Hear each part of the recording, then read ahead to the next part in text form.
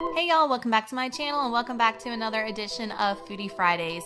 So we are staying on the True Blood kick. This is the True Blood cookbook that we hauled from the Dollar Tree way back when. I do have it linked below if you want to purchase it. I will say everything that I have made in this cookbook has been amazing. It is so true to the already style of cooking that I cook here in Southern Louisiana, and I am loving it. So this week I was super intimidated because we are going to be making gumbo. So instead of going into the beginning with the index and showing y'all the recipes, I'm going to go straight to the recipe itself, which is a gumbo yaya. So guys, I live in Southern Louisiana and I've never made gumbo before in my life. Like, what is wrong with me?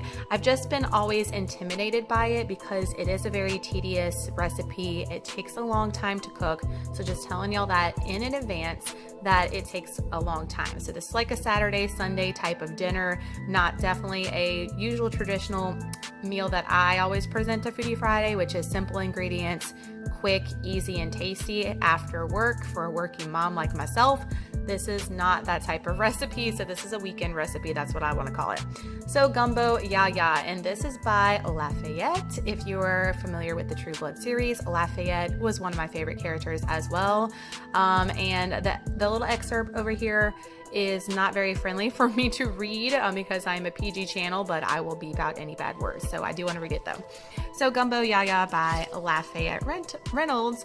People come from all over to eat my gumbo. Sometimes one of them will catch me on the way out of work and ask, what's my secret? What is my secret?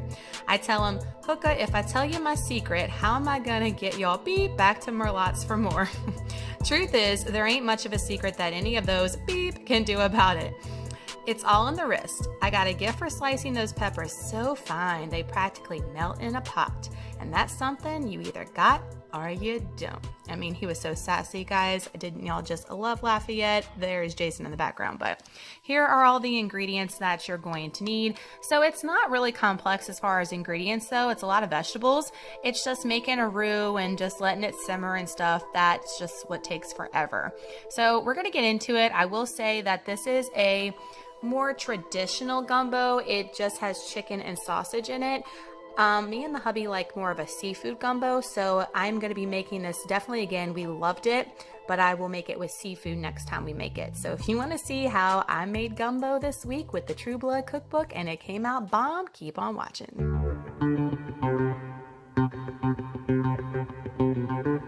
Y'all, so we're going to be making our roux here. So we need a cup of all-purpose flour, and then we're also going to need a cup of vegetable oil. So I know a lot of people make roux different ways. This is just the way that the cookbook called for it. It actually came out just fine with doing it this way. So you put both of them in my stock pot here, and you're going to stir it until it's all incorporated.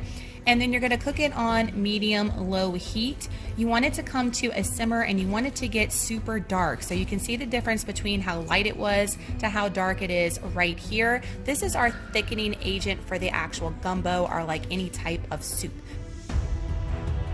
At this point, I'm going to be adding my onion. Now the recipe calls for 2 cups. I just chopped up a big onion here, and you can dice it as fine as you want.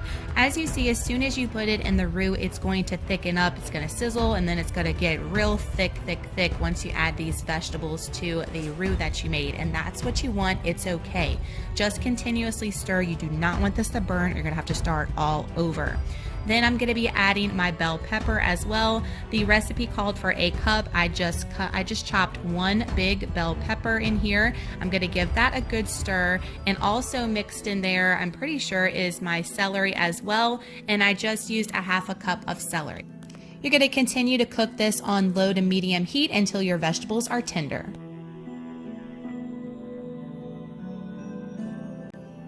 At this point, I'm going to be adding my chicken broth or my chicken stock. The recipe calls for 10 cups, and that's exactly what I added in here. So it's almost 2 big boxes of chicken broth from the store, almost the entire 2 containers.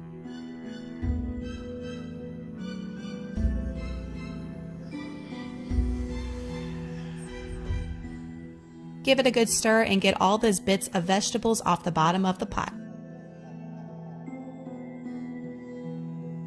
So I want that to come back to a boil because we're going to be adding our protein next, which is our chicken leg quarters. So I think I'm adding about 4 of them in here, fresh chicken leg quarters. And we're also going to be adding some seasoning. So I'm going to add 2 fresh bay leaves, organic bay leaves, and then also some organic fresh thyme. And this is just the little sprigs, the little leaves off of there, and adding it to our mixture. You're going to want to bring this back to a boil, and then we're going to be simmering this on low for about 2 to 3 hours. And I will tell y'all that I cooked mine on low for 3 hours and it came out to perfection. So this is how it looks when it comes to a boil, and I'm going to be putting the lid back on it and letting it cook low and slow for 2 to 3 hours. So after 3 hours, this is what my mixture looks like. I'm going to take out my chicken and shred it.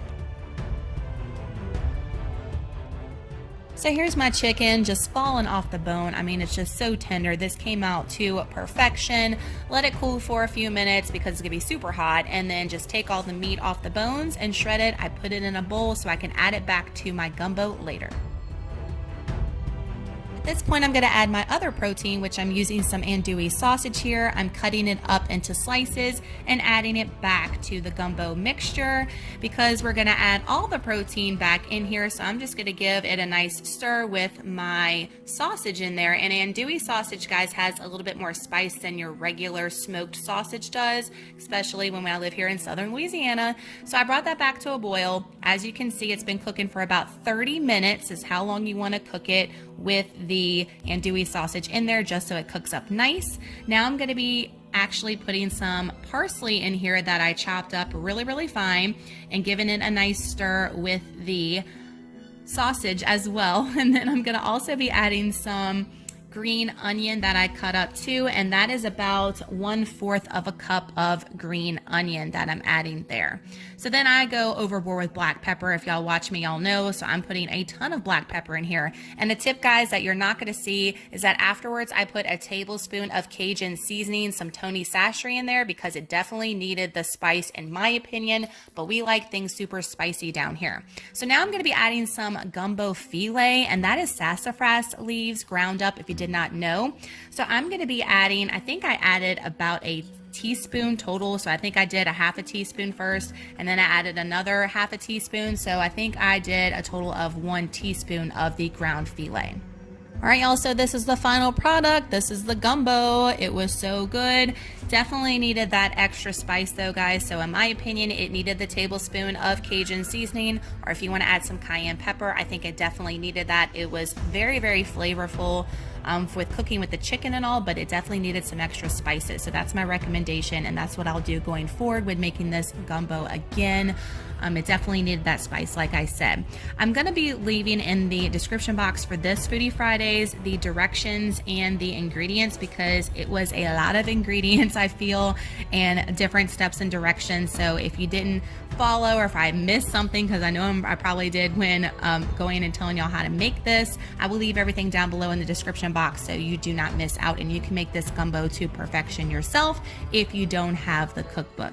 Y'all give this video a thumbs up if you were enjoying this True Blood series. I think I'm going to be bringing y'all maybe one more next week, or this might be it. I'm not sure, but I've been loving this cookbook and bringing these recipes to y'all.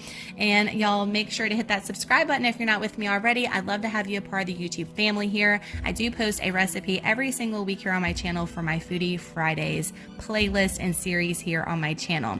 Love you guys so much. Y'all have an amazing Friday and an awesome weekend. Y'all let me know down below if you will make gumbo in the future and if it's not too intimidating. I'm telling y'all, it was intimidating, but after I got over that fear, it was actually really easy, and I will be making this quite often now. So thank y'all so much for watching, and I'll see you guys in my next video. Bye.